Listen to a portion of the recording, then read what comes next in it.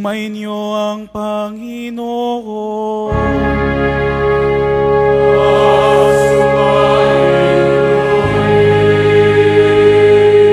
Ang mabuting balita ng Panginoon ayon kay San Juan.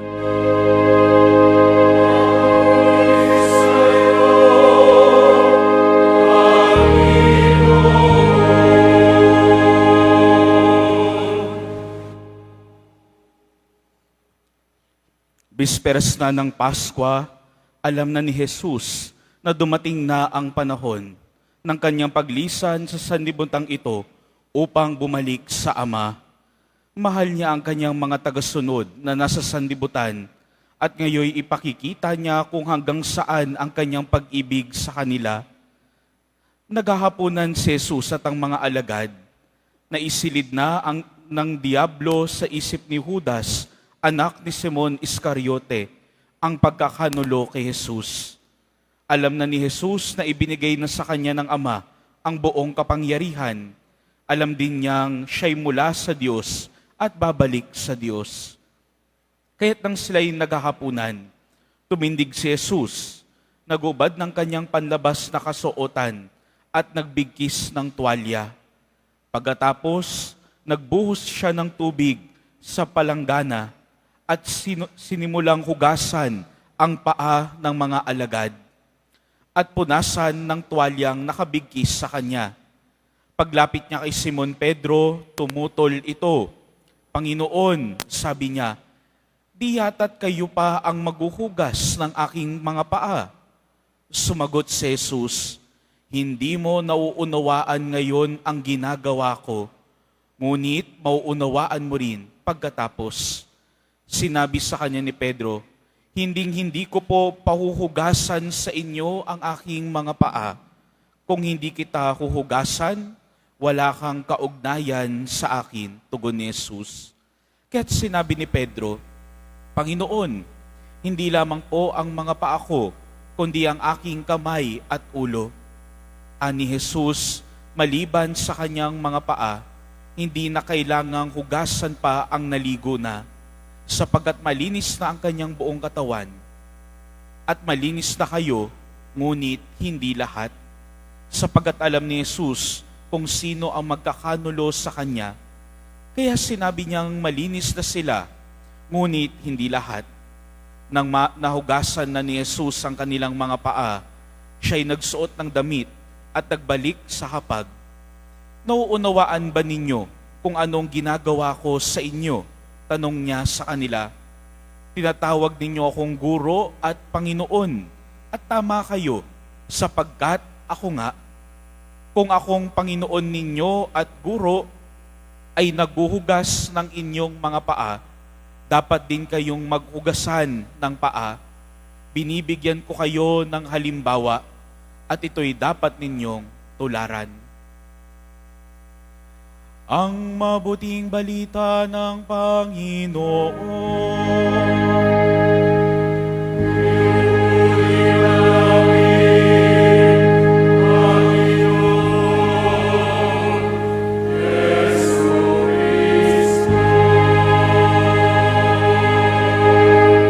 Magsiupo muna ang lahat.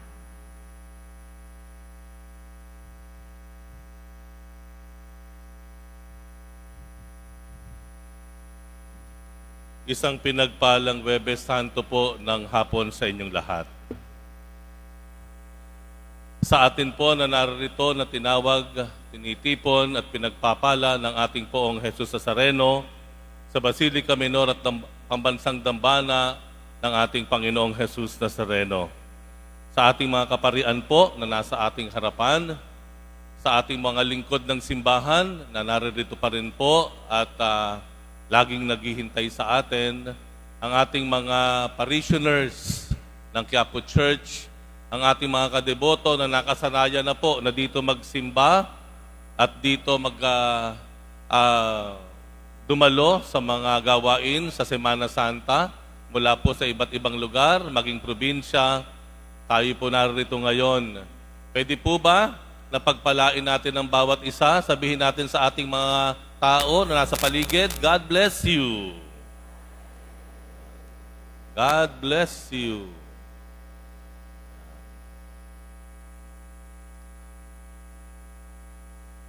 Hindi sapat ang maglingkod sa Panginoon. Hindi sapat ang maglingkod sa Panginoon. Ang kailangan ay maglingkod tayo sa Kanya sa pamamaraan na gusto niya.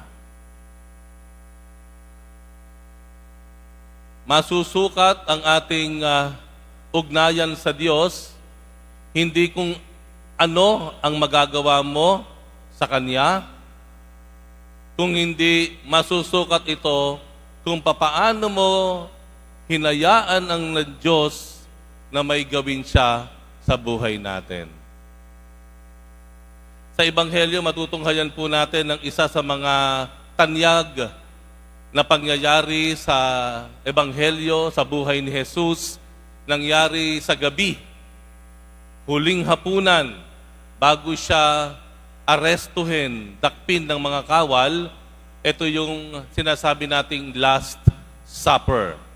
Sa pagtatapos ng kanyang hapunan, hinugasan niya ang mga paa ng kanyang mga alagad. At nang dumating siya sa kanyang apostol na si San Pedro, biglang nag-iba ang ihip ng hangin. Bakit kanyo? Ayaw ni San Pedro na pahugas ang paan niya kay Jesus. Can you imagine that? Lord, huwag mong hawakan ng paa ko, it's so dirty. Bakit kayo maghuhugas ng paa ko? Dapat ako maghuhugas sa inyo. Wag. Wag po. Nakakahiya. Kayo ang aming guro. Kayo po ang aming Panginoon. Kayo po ang kinikilala namin na sugo ng Ama. Wag na wag niyo pong hahawakan ang aking paa. Hindi dapat kayo ang maghugas sa akin. Ako ang dapat maghugas sa inyo. Saka po sinabi ng Panginoon ang napakahalaga na pananalita.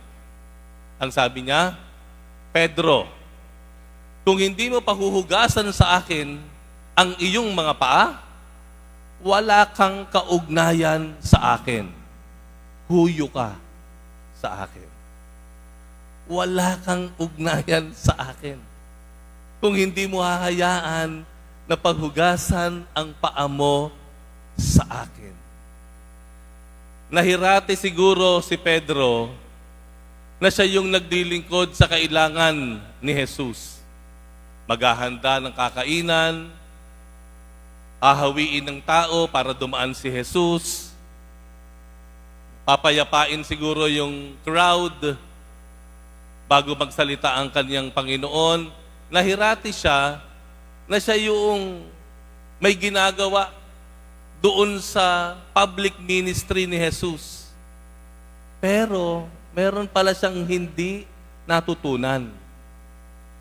Na ang paglilingkod pala sa Panginoon, Jesus Nazareno, ay hindi kung ano yung ginagawa niya para kay Jesus, kung hindi kung papaano niya binibigyan ng kalayaan si Jesus na may gawin para sa Kanya. Kaya ano sabi ni Pedro, Panginoon, wag po, ayokong mahuyo. Ayokong mawala yung ugnayan ko sa iyo. Hugasan niyo po ang paa ko. Sige na po, sige na po. Pati na kamay ko, pati na ulo ko. Paliguan niyo na ako. If that will mean I am related with you. Hindi po ba ganoon? Ang paglilingkod sa Panginoon ay hindi nasusukat kung ano yung nagawa natin sa Kanya, kung hindi ito ay nasusukat kung gaano natin binigyan ng kalayaan ang Diyos na may gawin, kanino? Sa atin. At ano pa ang sabi doon? Pangalawa, ang sabi, na ang ginawa ng Panginoong Jesus sa paghuhugas sa kanyang mga paa,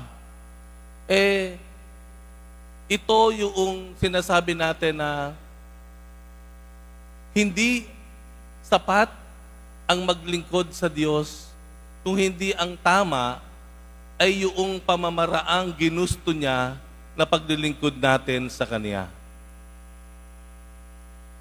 Mas mahalaga po malaman natin, Lord, papaano mo ba gustong akong maglingkod sa iyo? Kaninang umaga po, kami mga pari po ay nanariwa po ng aming mga pangako nung kami ordinahang pare. At alam niyo po kung ano isa sa mga pangako namin nung kami inordinahan bilang pare? Pagsunod, obedience. Kami po ay nangako sa aming mga obispo na kami po ay susunod sa kanila at sa magiging kapalit nila, pagsunod. At isa po sa pinakamahirap sundin sa mga obispo ay yung tinatawag naming assignment. Saan ka ma-assign sa mga pare, no? Ano ang destination mo? Ano ang gagawin mo? Ano ang assignment mo sa diocese? At personal po, sa totoo lang, ang isa po sa pinaka-iiwasan ko na assignment ay ma-assign sa seminaryo. Maging formator ng mga seminarista. Dahil sa simula pa lamang po ng aking pagkapare, ako po ay na-assign na sa iba't ibang parokya.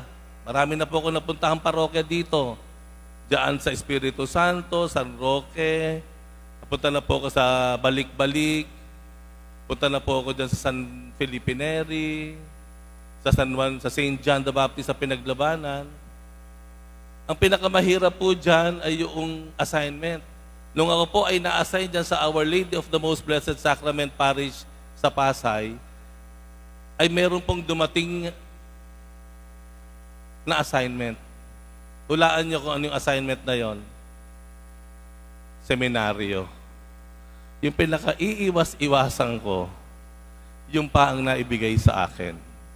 Alam niyo kung bakit tayo na seminaryo? Walang ganito. Walang barkadang kagaya ninyo. Ang kasama nyo araw-gabi, puro seminarista. Tapos, para kang teacher. Parang estudyante mga seminarista. Kumbaga, kaya ayaw namin. Ibig sabihin po ba, ilang taon na kami sa seminaryo? Bilang seminarista, ibabalik nyo uli kami sa seminaryo? Bilang pare, tama na, sobra na. Di ba? Kaya maraming umiiwas po dyan eh. Gayun pa man, sa biyaya ng Diyos, nung ito ay umabot sa aking kaalaman na ako ay ma-assign sa San Carlos Seminary, hindi ko maintindihan. Siguro talagang totoong biyaya ng Diyos. Ako'y napa-oo agad. Ang bilis kong umoo. Ika nga po, kung pamimiliin nyo lang kami, gusto namin parokya kasi we were trained to be in the parish community, not in a seminary. Pero ang sabi nga, hindi sapat ang maglingkod sa Panginoon. Kailangan maglingkod ka sa pamamaraan na gusto niya. Amen? Maliwanag po? May pagkakaiba yun, ha? Dito po sa Quiapo Church, napakadami po ng dilingkod dito. Maniwala kayo sa akin sa hindi. Siguro sa buong mundo, ito na yata pinakamaraming lingkod. Maraming volunteers at servants. Baka mas marami pa tayo kaysa sa Vatican eh. Ang dami po dito. Hello? At matutuwa naman po kayo, sa dami ng naglilingkod po dito, mapapansin niyo po, may kanya-kanya silang ginagawa. May kanya-kanya sila. Merong nakikita niyo sa altar, kagaya mga lay minister, nakagagandang lalaki. Nandiyan ang mga choir, ang gaganda ng boses, nakikita niyo sila. Pero meron tayong hindi nakikita dito, na araw-araw naririto, behind the camera. Wala sila, hindi sila nakakaapak ng altar. Pero araw-gabi, hanggang madaling araw, ulanin o tag-araw, nandito sila. At pinili nilang maglingkod sa pamamaraan na gusto ng Diyos para sa kanila. Yun po siguro ang maganda, no? Lalo dito, alam nyo, malakas po ang temptation dito sa Quiapo. Kasi live stream, nakikita ka sa buong mundo, yung mga kakaanak mo sa ibang bansa o sa probinsya, napapanood ka pag nasa Quiapo ka, di ba? Ang daming nanonood sa iyo, 4 milyon ang followers mo sa Facebook, 500,000, more than 500,000 sa YouTube. Ang dami. Kaya malaki ang temptation dito na umeksena. Gusto ko ako dyan. Ako mag-ano dyan. Yun po, nakakatakot lang sa Quiapo. No po? Very tempting. Ang lakas ng tukso dun sa pagiging popular. Yung bang entitlement, taga Quiapo ako. Gusto ako, dyan ako mag-a-assign. Doon ka sa likod. Ayan, di ba? Kahit kailangan mong umalis para maging mas maayos, hindi ka aalis. Gusto mo, ako dito, ako dito. Gusto ko maglingkod sa poong Jesus Nazareno. Kahit sinasabi na sa iyo, hindi niyo po kailangang pumunta dyan. Bawal po kayo dyan. Eh bakit ba? Marunong pa kayo sa akin. Gusto kong maglingkod sa poong Jesus Nazareno. Eh tingnan niyo yung ginawa ni Pedro. Diba? Tingnan yung ginawa ni Pedro. Gusto ko, ako maghuhugas sa iyo eh. Ano sabi ni Jesus? Kung di mo papahugasan ng paa mo sa akin, huyo ka. Wala kang kaugnayan sa akin. Number 1, di po ba? Hindi sapat ang maglingkod. Kailangan hayaan natin na maglingkod tayo sa pamamaraan na gusto ng Diyos. At hindi rin sapat na may gagawin tayo para sa poong Jesus Nazareno. Alam niyo, yun naman talaga ito naman po ang default. Default ito ng mga deboto ng Nazareno. Ang dami nating gustong gawin para sa poong Jesus Nazareno. Tama po. Gusto nating maglumuhod mula doon, magdadasal tayo hanggang dito. Gusto nating humawak. Gusto nating sumampa. Ang dami nating gustong gawin para sa poong Jesus Nazareno. Praise the Lord! Hallelujah! Pero yun ba talaga gusto ng Panginoon? Baka naman ang gusto ng Panginoon, ako naman ang gagawa sa buhay mo.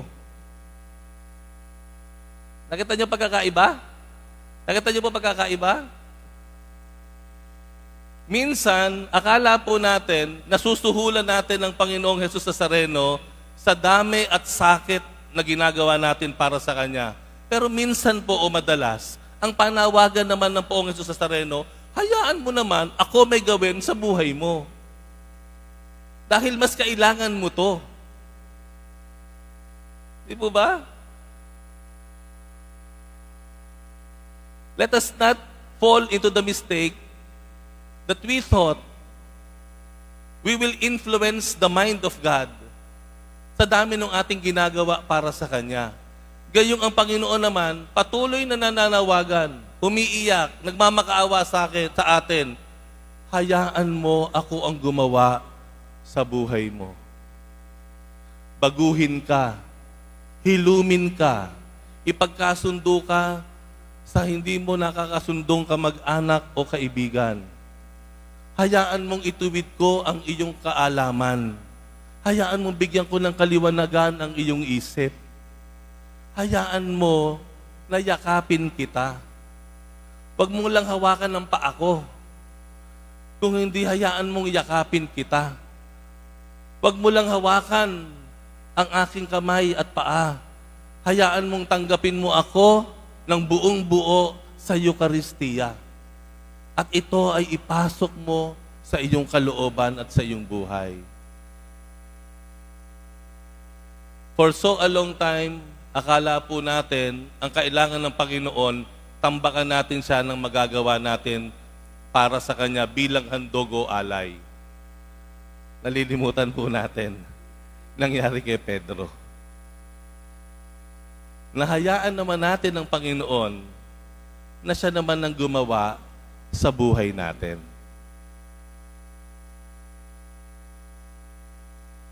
Sa mga oras sa darating po, ngayong sa Semana Santa o Paschal Triduum, tanungin po natin o suriin natin ang ating sarili. Ano na ba yung mga bagay na ginawa ng Diyos sa atin dahil hinayaan natin siya? Ano ba yung ipinapakiusap ng Diyos ng Panginoong Jesus Nazareno sa atin? na gagawin niya para sa atin, pero parang tayo nagdadalawang isip pa. Paano ba natin siya pinaglilingkuran? Sa pamamaraan na gusto natin o sa pamamaraan na gusto niya?